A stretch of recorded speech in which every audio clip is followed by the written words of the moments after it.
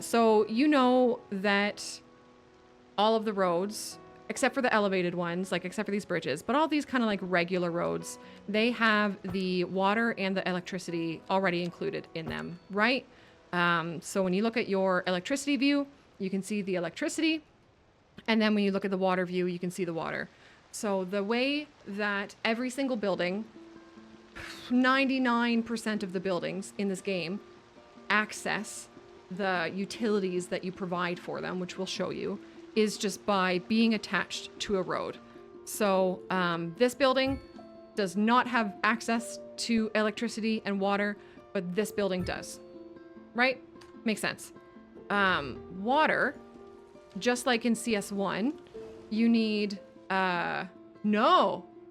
Oh, wait, Joe, does that just solve all of your problems? I love it when it is a really simple thing. I'll show you what the difference looks like underground. So, no way, Joe, that's so funny. I love this shit.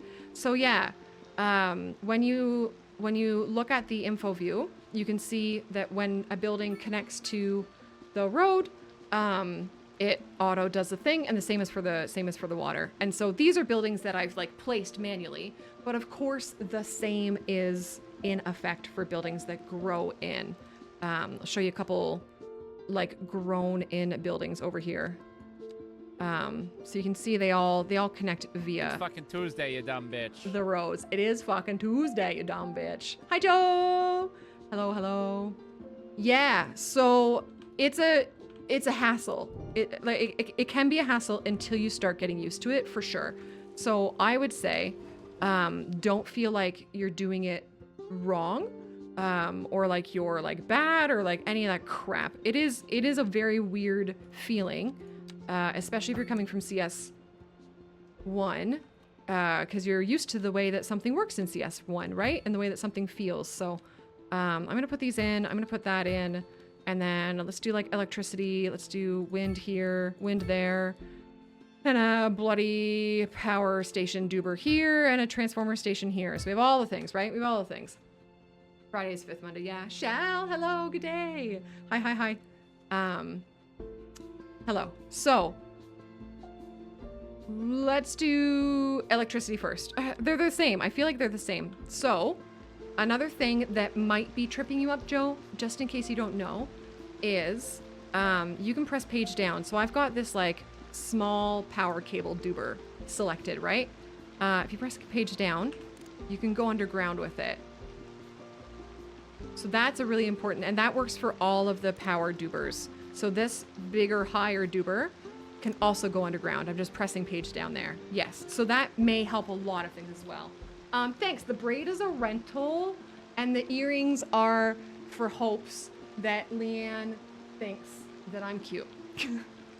And yes, they're snowmen.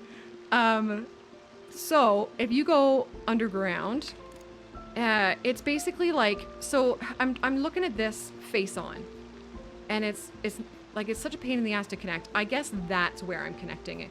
I am leaving snapping on, and the mouse, it kind of snaps in, but I have to be really gentle with it. It's the same thing as road snapping. It feels a lot looser than in CS1. But I'm seeing that it snaps there. I'm like moving my mouse really slow. And then once I have clicked on it, you can see that it connects visually vertically, right? Once I stop farting around. And then I will come over here, and it's the same thing. It's kind of a faff to have it connect, but once you do, you can see the visual vertical connection. Snapping on with the electricity and the pipes is usually pretty good. And like move your mouse slowly until you get used to it. Once you're used to it, I think you'll start doing things a lot quicker, right? Show them at minus 50 meters. Oh, the way that it looks. Yeah. You can also, oh God, but like, where do you even connect at minus 50? Yeah, like look at where my mouse is and look where I have to connect if I've gone way down to minus 50. It does feel a little wacky, but you just kind of like get used to it after a while, I guess. Oh my God, Leanne, get out of here. Yeah. So that is that. That's electricity. The big power lines it's also good to remember that you can connect above ground, and above ground is pretty straightforward. I feel like it works pretty easily. All of these buildings, so like a lot of your power buildings have a big power line hooker upper duber. You can also connect there underground. So if I press underground, these ones I like to look on like bird's eye view, and I can also hook up those underground. And then I can go underground all the way to the edge of the map if I had it unlocked. There's probably some times where you want to do things above ground for the pretty visuals, but I think a lot of folks tend to chuck these underground, and it works. And then water is the same. We'll go through water. I just want to also see, Bob, give me 3 seconds. The ones that are already at the edge of the map. Yeah, you can hook into them underground as well. So let's say these are the power lines that exist from the edge of the map. So this is like your little starting area, right? This is what it looks like. If you have a power producing plant, you can put yourself underground, and you can just like yeet yourself all the way across your city and hook up to these underground. So above ground and underground can connect, yes. And then it'll start exporting or whatever needs to happen. The other relevant items would be water. Water pipes can only be underground when you have a building that is a water in building. So either like the water tower or the water sucky any duber or the groundwater pumping station. The only things you want to hook up to these is, give me one more sec. The only pipe you want to hook up to them is the water pipe. Don't do both. Do the water pipe. Because this blue water pipe is what takes water from the earth and gives it to your citizens in its clean state. And you can hook it into roads. That's pretty straightforward. It's got the same sort of like finickiness when you're trying to connect it as electricity lines do. And again, you just kind of get used to it. The groundwater pumping station, it requires a road anyways. So when you plug it in, it'll just hook up to the road. And then water export sewage treatment is the word I'm looking for. You want to only use the sewage pipes to them, and same concept. So you just take it from there and you shove it to your water processor, pooper outer duber. And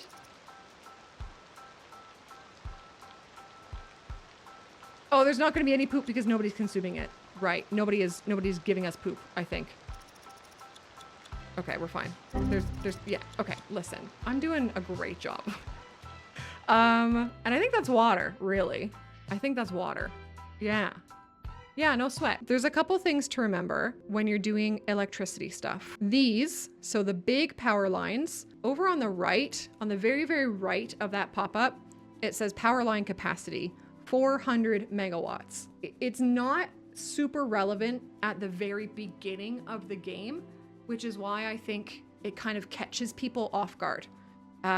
So at the very beginning of the game, you don't usually have to worry about this because you're using less power. But later into the game, the capacity of all of these things is probably what is messing things up. So keep in mind, this big power line, 400 megawatt capacity. This little power line, which is the same one that's under all of your roads. This is the same as the one that's under all of your roads. So we'll put a road down too. Is an 80 megawatt capacity. This guy, the transformer station, also has an 80 megawatt capacity. So it can take 80 megawatts from these big power lines and put it out into that little power line that's in the road, and it just connects to the road automatically. So if there was 400 megawatts of power going through this big power line, only 80 of it would get down to this road. Or do you guys know, is it 160 because there's 2 of these? It's got to be 80 still, right? It's got to be 80 still. Which leaves 320 megawatts of power available. Oh, it is 80. Oh, it is 80 because the ones that are under the road actually only have a 40 megawatt capacity. Right, so they are different than this. Oh yeah, shit, look at that. They're different. So your roads only have 40 megawatts that they can move of power through them. So if your power is being produced over here, so you're making all of your power over here, right? And then you have, for example, one road that carries all of this power hooked up nice over to your city. And you have a big giant city over here with many, many, many buildings on it. And these guys need, let's say, 100 megawatts of power to operate. Like there's many, many buildings over here full of city houses and residential and commercial and stuff. And all of these people over here need 100 megawatts of power to live. It won't work because this little road under here only carries 40. So it will send 40 through and then it'll do a pop-up and it'll say, wee-oo, wee-oo, wee-oo, help. Are you with me so far, IX? I'm gonna keep asking you that if that's okay. Bombadil, they do not. Renee, hello. I mean, hold on. Let me just double check that, but I don't think they do. I don't think they do, my friend. I think it's all 40. Yeah, because it's all this like little tiny wire thing, right? So we're gonna assume that that much has been understood. Yes, excellent. So if you have that problem, so again, we're doing a fake example, right? Much power being made over here, only one tiny little road to carry it, and then way too much power being like consumed over here. You'll have the problem right here and it'll go wee wee wee, help, help, help. There's a couple ways you can fix it.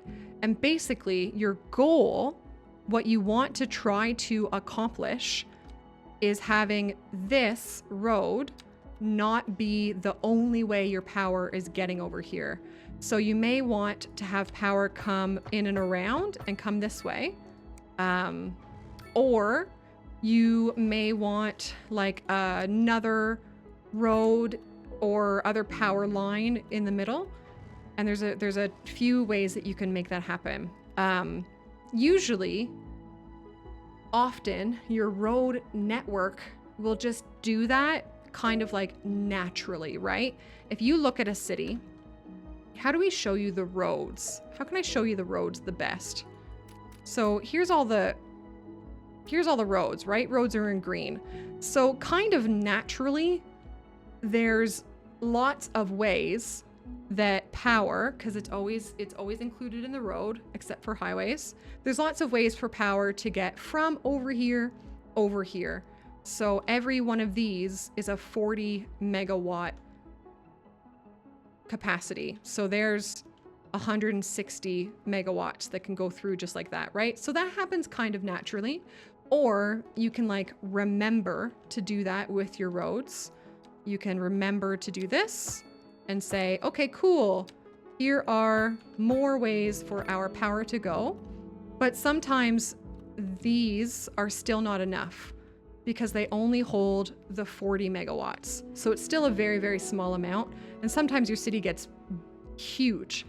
So a couple things you can do. You can either build more power over here and then have it go like this, have the power be brought to this giant city over here from this side so that it kind of like oozes in, right?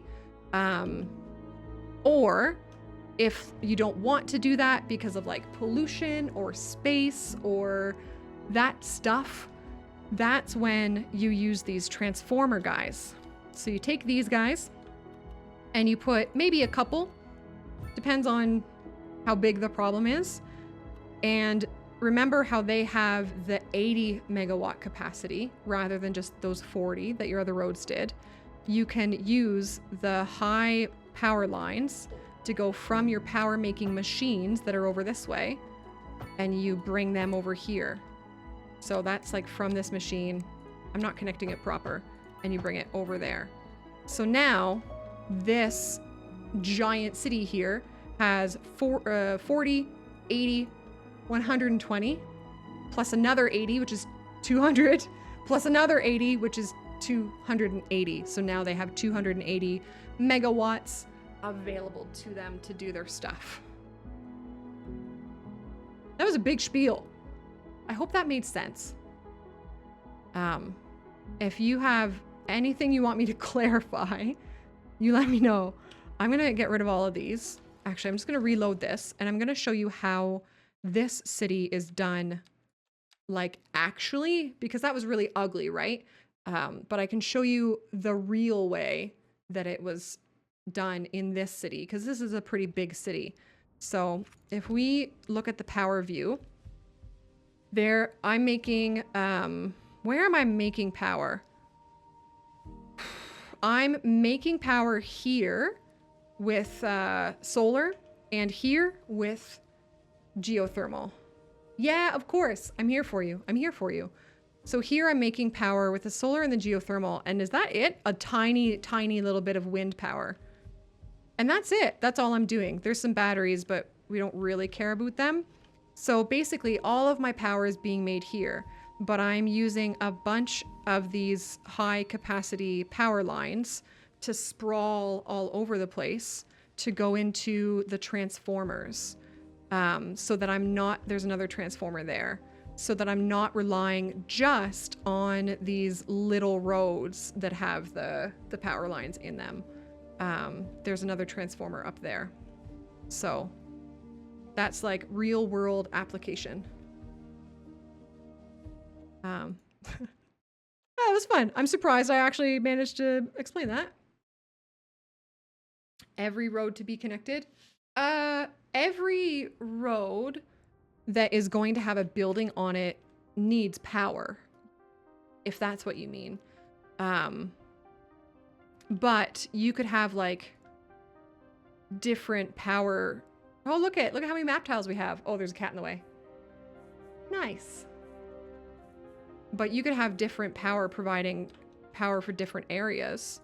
Like if you have one power maker here and one power maker here, you can have like one area over here and then one area over here and not connect them. You could do that. Canuck, welcome. I hope you're well. That works. It makes this info view a little bit funny because like it shows the total power being made everywhere in your city, but it works. You just have to kind of manage it, I guess, more actively.